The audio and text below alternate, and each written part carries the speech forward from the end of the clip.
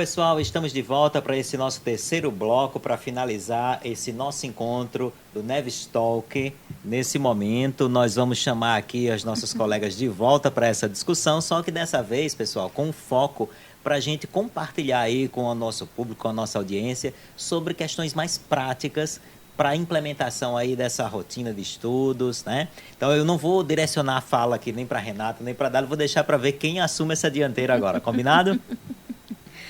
Bom, então vamos para uma rotina de estudos na prática, não é? Exato. A rotina, ela nos auxilia muito na organização mesmo, na gerência do nosso tempo, dos espaços onde a gente está, das atividades que a gente precisa executar e principalmente dos compromissos que a gente tem.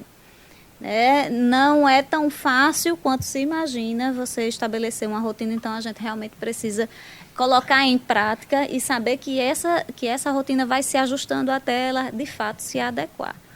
O que a gente precisa inicialmente saber, né, é ter a clareza do que é que a gente tem de compromissos, do que é que a gente tem de atividades fixas, do que é que a gente tem de atividades que a gente deseja fazer. Nessa rotina a gente precisa colocar tudo isso, né? Uma sopa cheia de ingredientes. Existe alguma técnica, Dália, que você use, por exemplo, assim, para você, por exemplo, lista quais são os compromissos, como é que você conduz isso? Existem muitas, inclusive, né? Inicialmente é colocar mesmo a mão na massa no sentido de eu preciso listar o que é que eu tenho para eu conseguir visualizar e aí estabelecer a organização disso. Então, liste o que é que você tem de compromissos fixos, o que é que você tem de atividades para o seu descanso ou para o seu lazer, quanto tempo eu tenho para cada coisa, quanto tempo eu preciso destinar para o meu descanso, lazer, sono, né? Estabelecer também nessa rotina tempos precisos da alimentação. Então, eu preciso realmente botar isso na ponta do lápis. Isso é importante, né, Dália, de chamar a atenção para essa questão, porque muitas vezes a gente monta a estrutura e esquece dos compromissos, do lazer, do descanso, né? A gente monta um quadro de estudos e desconsidera esses outros aspectos. Isso. Né? E algo também que vai se agregar nisso, quando você visualizar o que você tem e como você pode organizar, é começar a pensar nas suas metas. Porque esse vai ser o motivador, vai ser a sua mola propulsora para que consiga efetivar essa rotina. Estabeleça a meta de curto prazo, né, metas diárias ou metas semanais, e as metas de longo prazo, no caso do estudante, com relação ao trimestre, o que é que ele deseja alcançar, o que é que ele deseja superar, e aí vai elaborando essas metas. Aí, você tocou num ponto que a gente ainda não tinha falado, motivação. A motivação, ela perpassa por toda a aprendizagem. E a gente precisa entender que essa motivação nem sempre ela é linear. A motivação, ela pode, ora, estar com um pico maior e horas estar em baixa. O que a gente precisa é tentar que essa motivação não seja uma montanha russa. Né? Não traga picos muito lá em cima, nem picos muito lá embaixo. A gente consiga tentar manter essa motivação com uma ondulação mais próxima do que é ideal. Mas também respeitar esse momento que hoje eu não estou legal, hoje não está fluindo, e eu preciso respeitar esse meu tempo. E amanhã eu estabeleço uma nova rotina, uma nova meta, eu posso recalcular e estabelecer novos momentos. Isso. Né? E quando a gente fala aqui de metas, né, para ser o seu motivador, é importante também, junto dessa meta, quando você visualizar o que é que você quer alcançar, por exemplo, eu estou com uma dificuldade em determinado tema do conteúdo que eu estou estudando agora. Então, minha meta de curto prazo vai ser como eu consigo me engajar, né, para aprender melhor sobre isso, tirar as minhas dúvidas. Então, junto dessa meta, a gente precisa colocar o que é que eu preciso fazer para alcançá-la. Então, é uma nova lista. Para que a gente consiga organizar tudo isso, a gerência do tempo, a gerência das atividades, me ajudar a ir estabelecendo o cumprimento da rotina, a gente tem inúmeros, inclusive, aplicativos que a gente pode se valer, são os recursos. Os recursos que a gente pode Então, como a gente vive hoje uma vida muito conectada, né, a gente usa muitas ferramentas digitais, virtuais, então também podemos nos valer positivamente. A gente fala muito do cuidado que se precisa ter com o uso das telas, com o tempo de uso no celular, mas a gente pode tornar positivo esse uso, funcional. E aí a gente pode se valer de inúmeros aplicativos que, inclusive, estimulam a participação coletiva, conjunta. Os encontros de grupos de estudo em aplicativos. Nós tivemos em sala de aula, né? Alguns estudantes que relataram para a gente que fazem uso desses aplicativos e que funcionam muito bem para eles. Muito bacana isso. Aplicativos que ajudam nesse estudo, no engajamento do estudo, mas também aplicativos que podem nos ajudar na gestão do tempo.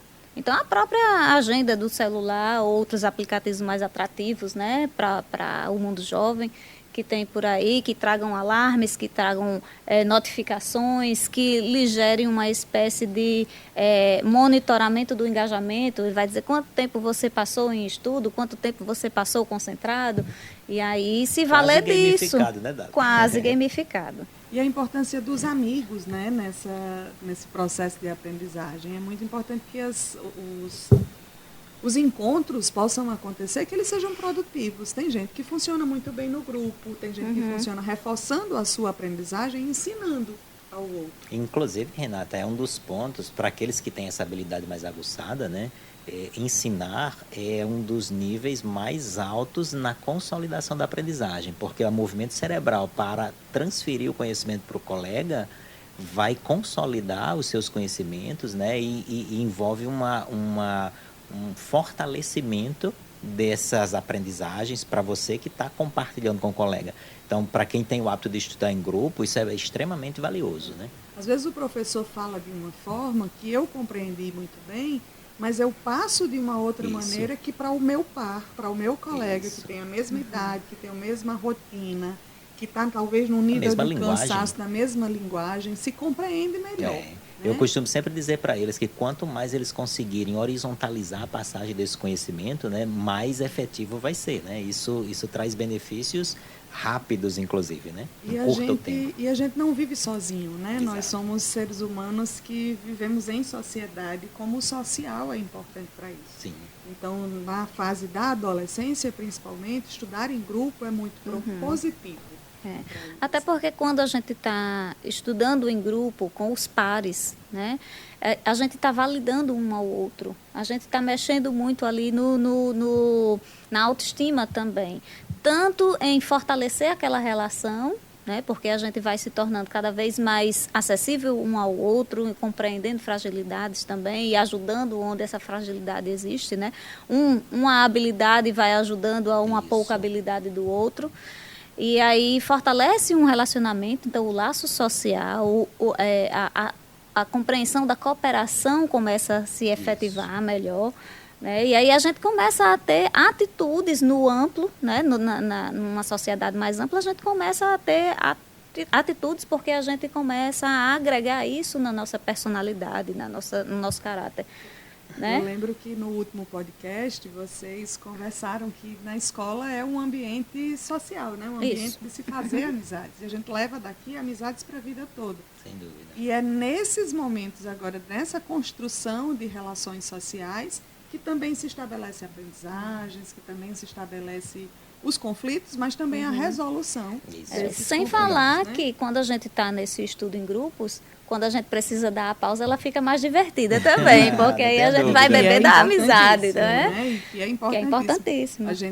Eu lembro de muitos momentos que os meus colegas iam lá para casa estudar e tinha o lanche, como que a gente também se envolvia na preparação do receber essas pessoas, e eu trago memórias muito afetivas. É valioso demais, né? Isso. Um outro ponto que para a gente trazer essa visão também para os colegas, né, que existe aquele que, por exemplo, não rende bem ou não se adequa muito bem ao estudo em grupo, né, não invalida que você consiga arranjar o seu modelo, né, o seu momento, o seu horário de estudos, de modo que você possa aproveitar o máximo possível disso daí, né? A gente sempre costuma dizer, assistir aula é plural, estudar é singular, né? É um momento em que você se debruça ali por aquele conhecimento e à medida que ele já está mais ou menos estruturado, você está seguro seguro e apto de partilhar, se tem essa pegada, se você se sente confortável, né, em trabalhar em grupos de estudo, isso é fantástico, tanto para você que está transmitindo conhecimento,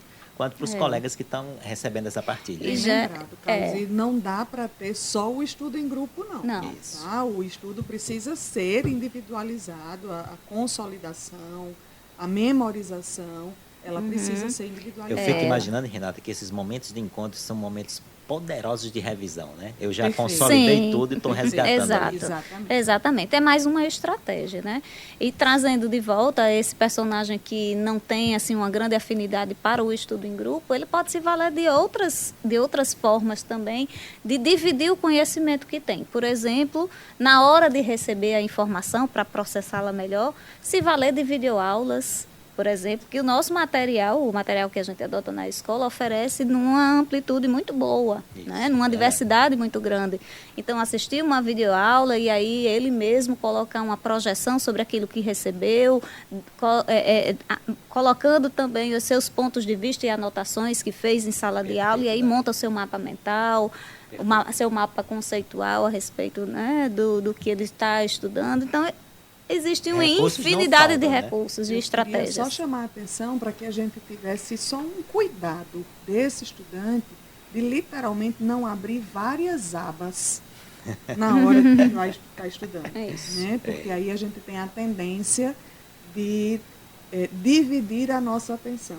E na hora que a gente está estudando, a gente precisa ter uma atenção mais concentrada. Eu entendo sim que a atenção não é permanente, ela pode ser fluida, horas a gente está mais atento, horas a gente está menos atento, mas evitar.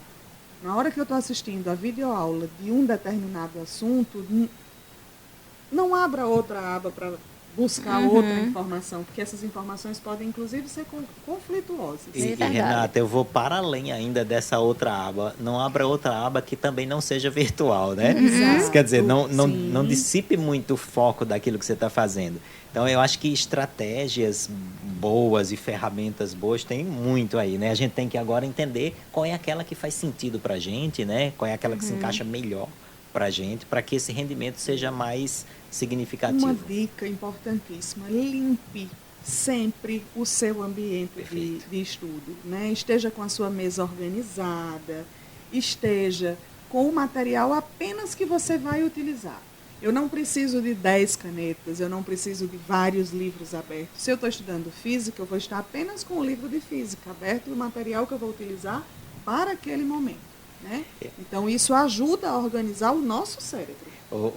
Renata, um ponto legal aí que eu lembrei nessa sua fala. Eu tenho um amigo que a gente partilha muito conhecimento sobre, ele é psicólogo também, e a gente partilha muito conhecimento sobre essa questão de aprendizagem, né, e tal. E ele diz assim: tudo tem que ser o necessário. A cadeira tem que ser confortável, o necessário. A mesa tem que estar organizada dentro do necessário, né? Ele costuma bem de dizer assim: canetas com frufrus, com as peninhas, com os coloridos, evite. A Bic resolve, né? E assim, é muito interessante o quanto isso, de forma muito prática, ajuda a manter o foco, né? Você limpa quase todos os distratores quando você organiza o espaço de maneira adequada, né? Mas até a cadeira, para ser bem lembrada, a cadeira balançando já não é legal, já né? não é legal, né? Até nisso a gente tira o nosso foco, né, do movimento. Então a gente precisa ter cuidado realmente com esse ambiente mais limpo. Sim, perfeito mesmo, Renata. Dali, a gente já está se aproximando agora do ponto de fechamento, certo? Eu queria abrir esse momento agora para vocês fazerem algumas considerações, fazerem um pouco do fechamento da fala de vocês, para a gente encerrar esse nosso segundo podcast. Eu já estou com vontade do próximo, eu acho que o tema é excitante demais. O que você diria aí, Dali? Carlos, fechando tudo isso, é uma palavra que eu não posso esquecer de deixar registrado aqui para todos, é esforço. Em tudo em que nós nos engajamos em fazer, a gente precisa ter o esforço. Então, estudar também, se esforçar no estudo vai ser muito mais significativo, né? E essa persistência que vai ajudar nesse esforço que a gente precisa ter. Quanto mais a gente se esforça, mais resultados a gente tem. Seja no treinamento físico, fazendo a analogia, Quando a gente se esforça nesse foco, a gente vai chegar mais longe. Então, se a gente se esforça, se engaja, se coloca determinado nos estudos, a gente também vai alcançar patamares que nem mesmo a gente imaginaria que chegasse. Então, se esforce, se dedique, porque os frutos serão saborosos. Fantástico. E eu diria que todo esse esforço, peça ajuda, se precisar. Saiba reconhecer o momento que a sua motivação não está em alta e que você pode pedir ajuda. Né? Nós aqui no colégio estamos à disposição de todos os nossos estudantes. Todos os segmentos têm profissionais capacitados para auxiliá-los a manter um estado emocional favorável, a manter a rotina de estudo, estabelecer essa rotina de estudo, validar essa rotina de estudo, né? Que a gente vai disponibilizar o e-book muito daqui a pouco. E esse estudante pode trazer para a sua orientadora educacional, pedir o auxílio, montei dessa forma, dá certo assim, e a gente ir monitorando esse desempenho, esse desenvolvimento, e o desenvolvimento não é só de notas, né? Verdade, um desenvolvimento socioemocional, acadêmico, num conjunto desse ser humano que a gente acredita no potencial de cada um dos nossos estudantes. Que maravilha, gente, excelente. Nós estamos agora finalizando esse nosso terceiro bloco. Queria agradecer a Daliane, a Renata, por essa partilha valiosíssima, pelo compartilhamento dos conhecimentos de vocês e esse estado de espírito maravilhoso que reinou aqui, né? Dessa conexão de ideias, né? É muito bom sempre estar com vocês e discutir sobre educação. Eu vou só fazer um pedido aos nossos ouvintes e telespectadores que nos mandem aqui nos comentários temas para os próximos podcasts, o que vocês gostariam de ouvir, o que despertaria em vocês interesse para o nosso próximo podcast. A gente aguarda aqui nos comentários. E um fruto também, já que a gente falou de frutos saborosos, um fruto também que vocês vão poder saborear junto conosco aqui desse podcast aqui, né, do nosso Neves Talk número 2, nós teremos um e-book compilando várias das informações que estão né, debatidas aqui, para que você possa ir construindo sua rotina de estudo e possa efetivar a sua cultura. Maravilha, Dali. Pessoal, mais uma vez obrigado pela partilha de vocês conosco hoje. Aos nossos espectadores que estão aí, muito obrigado pela companhia. Nos acompanhe aí no nosso canal no YouTube, tá? E também agora na versão do Spotify desse podcast. Um grande abraço, espero que tenha sido útil para vocês e tão prazeroso quanto foi para nós aqui. Grande abraço, a gente se vê no próximo episódio. Tchau, tchau.